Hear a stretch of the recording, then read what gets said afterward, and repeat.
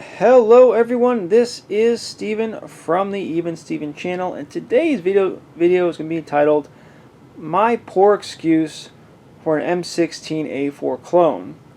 So as you see, we have a rifle here in my Allen rifle case. Let's open it up.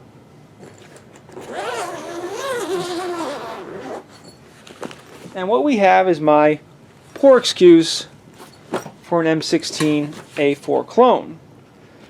Now, let me start by saying that this rifle has the appearance of an M16A4. It doesn't have any Colt parts, doesn't have any FN parts. In fact, the only authentic part is this sling. This is actually an authentic M16 sling. They're not hard to find. Otherwise, it really just kind of looks like an M16A4, and within the budgetary restraints that I've given myself and the legal restraints that I'm under as living in the state of New Jersey, it's neither a machine gun nor is it really an authentic, correct M16A4, but it kind of looks cool. So that's what I was kind of going for. I was kind of going for a retro M16A4 style rifle. Just want to give a quick overview of the rifle before we get kind of close and personal.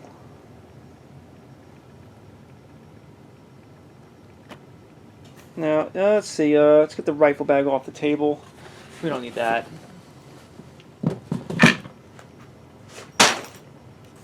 Bring the camera closer. What do we have here?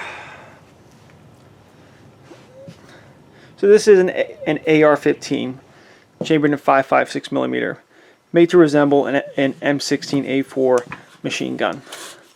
So we'll start back to front. This is a RGuns brand lower receiver.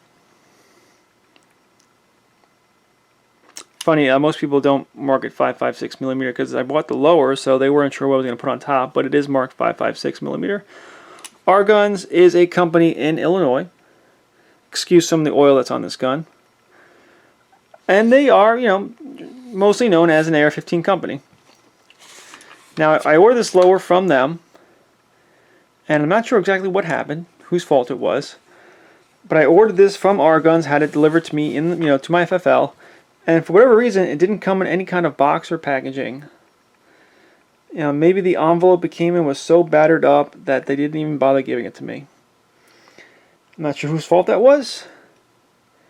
But I literally got just the low receiver and a piece of paper and a rubber band wrapped around it. Okay, so not sure whose fault that was, but we'll give RGuns the benefit of the doubt. Say it wasn't their fault. But this is an M16A2 style low receiver. See, the buttstock is very long. This is a longer than normal buffer tube. I think at this point the M4 style carbine length buffer tube and gas tube has kind of become standard, and not everyone knows this is a rifle length buffer tube. The buffer tube is physically longer in here. And let me just pull out my stuff here. The buffer and buffer spring comes with right here. So this is the buffer and buffer spring comes with, and it is not what I think a lot of people are used to when they think of an AR-15 buffer and buffer spring. This is a buffer and buffer spring out of my carbine length buffer tube AR-15. You can see they're just different. First of all, that one comes out easier. The buffer itself is shorter, and the spring itself is shorter. Now, what does that do? I don't know. It might help with the long-term longevity of the gun, that it kind of helps reduce the wear a little bit of the parts, that the bolt isn't quite going as fast back and forth, maybe. I don't know. But it's there. It's bigger. There's more to it. There's more spring. There's more buffer. Whether it's really that much beneficial, I really don't know. But it's definitely substantially different than what you might expect when you think of a carbine length, carbine style, M4 style AR-15. So it's not in the gun. I took it out. I'll put it back in later. But we have the M16A4 stock. Has that little trap door in the back. How well can I show this? Not well. This is not open easy. I bet if I had a cartridge tip I could open it. Let me grab one. Oh man. This is going to be a full-length video, guys and gals.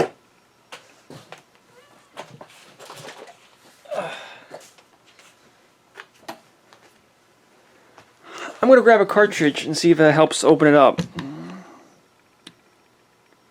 It does. And inside you got a pretty good storage compartment there. A lot of space to stick stuff in there. Batteries, maybe a spare bolt head. So it's a decent amount of space in there. So when you get the A2 style stock, you get a little bit longer stock, physically longer stock, get a longer buffer tube, storage space. It's not like what's not to like. You got a swivel, sling loop right here. It's the only spot. There's no, no single point sling attachment here. Standard safety, standard trigger guard, the flat trigger guard, the A2 style grip, standard bolt release, standard magazine release, forward assist, of course. And the markings on here are a little bit different. I think on like an M16 there would be no markings on this side, and on the right side it would say safe, semi, and full. So it's not quite marked the same way, but I was really trying to maximize the authenticity as much as just kind to get the general form factor of an M16A4. We have the Picatinny rail, the flat top receiver with the Picatinny rail on top, and this came with the iron sights. So that's the lower receiver. Let me put this back in. I need that cartridge tip again.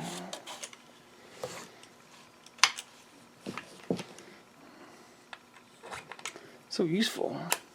I'm going to just crack this open and put this buffer spring back in because it makes everything else easier.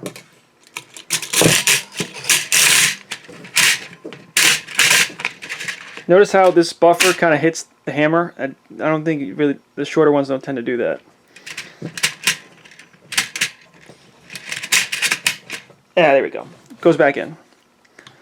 Let's take a quick look at the internals over here. This is pretty much standard AR-15. Notice what looks like a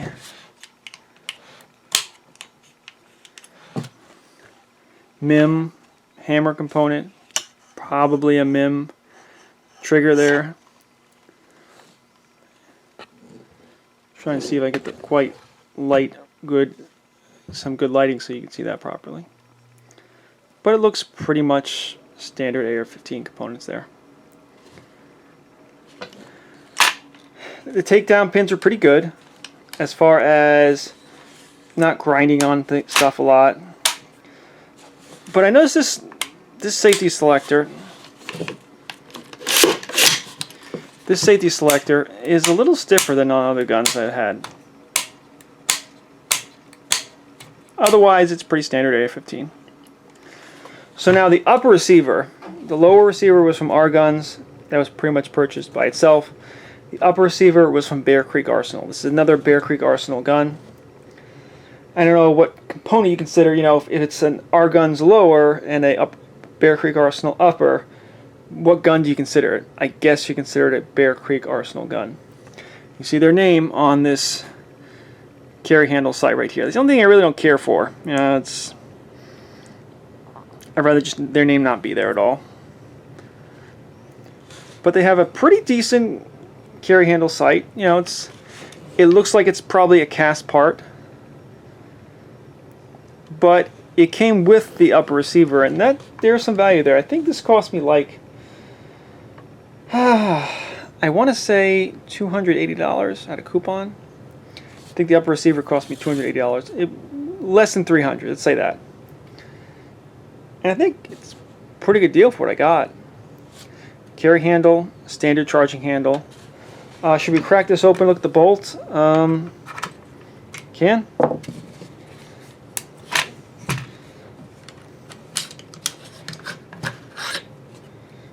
This has been shot today. So we got a standard charging handle here. Maybe a little bit too much oil than it needs to have, but I think that's what it came with. I don't think I really put any on it here. And a pretty standard looking AR-15 bolt. Now the cuts for the forward assist, and besides a little bit too much oil, seems pretty standard to me. I'll put that back in. I don't see any reason to keep it out. Besides just the amount of time it would take me to do it awkwardly on camera. There we go. Yeah, I'm learning. I'm learning AR-15s. I'm trying.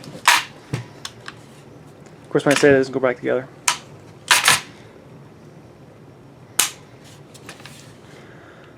Pretty standard, you know, like I said, charging handles here, forward assist here, deflector here, ejection port, I guess that's ejection port cover, ejection port, pretty standard.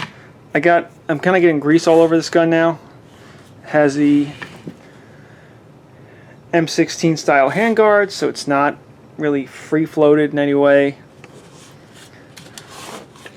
You can see the gas tube in here. This is a full-length rifle gas tube. Standard iron sights. So for New Jersey law, the way our laws in the state is worded, we basically have the 1994 assault weapon ban on the books still. So we have a swivel loop here. There was a bayonet lug here. I paid gunsmith to grind that off, and they did a pretty good job. You can barely tell it was there at all. Standard A2 style front sight. Looks like kind of a cast part there. Notice a little bit of, what is that? I'm not sure if I'm properly showing this. Looks like a little bit of corrosion right here. I'm going to keep an eye on that. Take a look at it later. Maybe it's a little bit of dirt. I'm going to show it properly. Yeah, right there.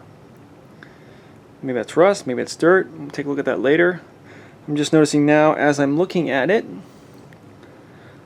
I'll probably apply a bit of oil there, but it looks like a little bit of rust. Okay. It is what it is. A relatively thick profile barrel. This is marked as 5.56 NATO 1 in 7 twist. I'm just kind of rotating the whole gun as I'm doing this. 1 in 7 twist. And the flash hider has been replaced with a threaded thread protector and permanently fixed in place. So I think this whole thing's pretty cool. You know, it is as close to an M16A4 as I could get within, you know, reasonable cost. Like, I didn't go buy a parts kit. I didn't go crazy with it. Just, you know, for about $500, $600, I was able to piece this together. And it's pretty fun. It's pretty cool. It's a little heavy, particularly in the front. It's got a 20-inch barrel. Pretty heavy profile barrel. But I think it's fun to shoot, and I enjoyed it. So what kind of magazines we got? We got these C Products brand magazines. They say Duramag SS, or I guess stainless steel. This is C Products. And this is kind of crimped right here to stop the follower from going down. It's also, I believe, permanently sealed in the bottom there.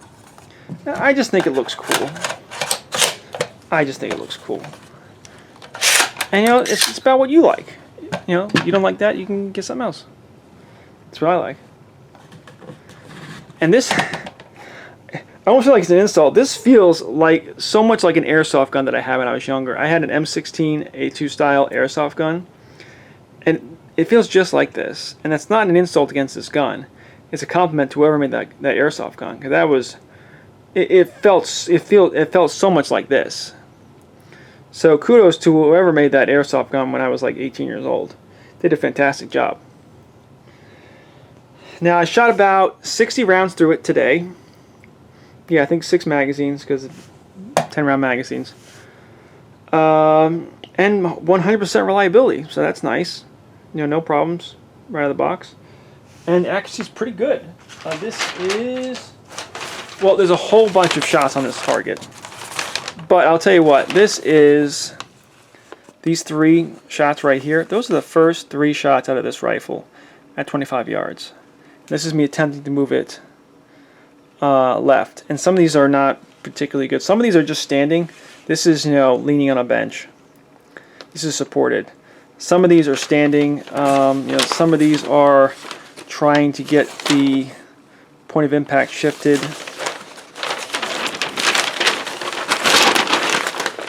Like that's trying to move the sight over to the left. I don't know where that one went. Some of these are supported from the bench, and some of these are standing. A lot of the ones here and here were standing.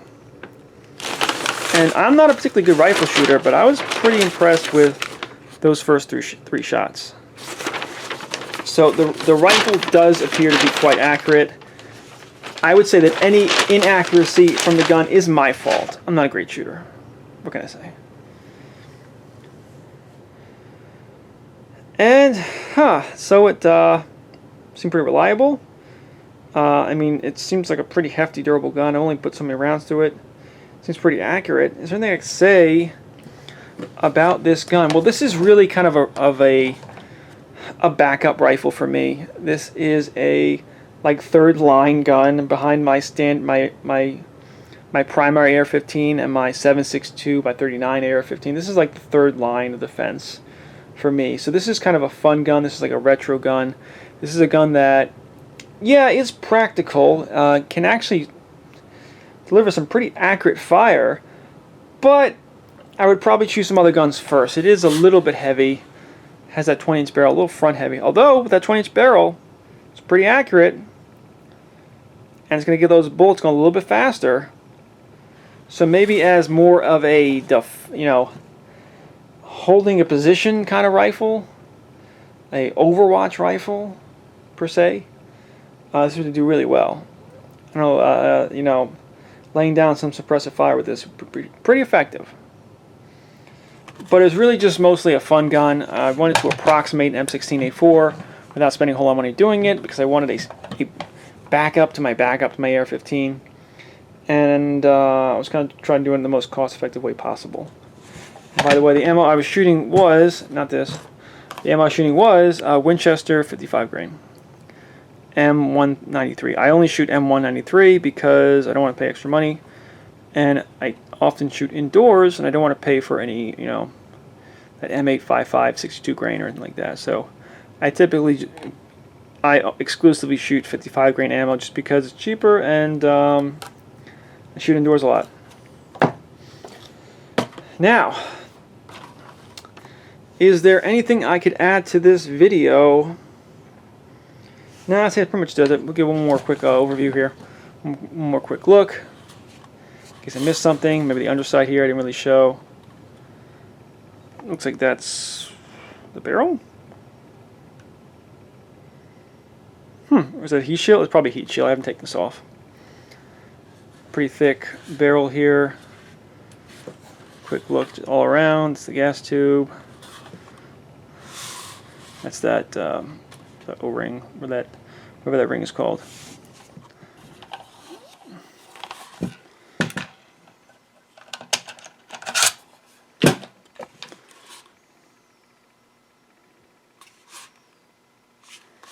Quick look all around.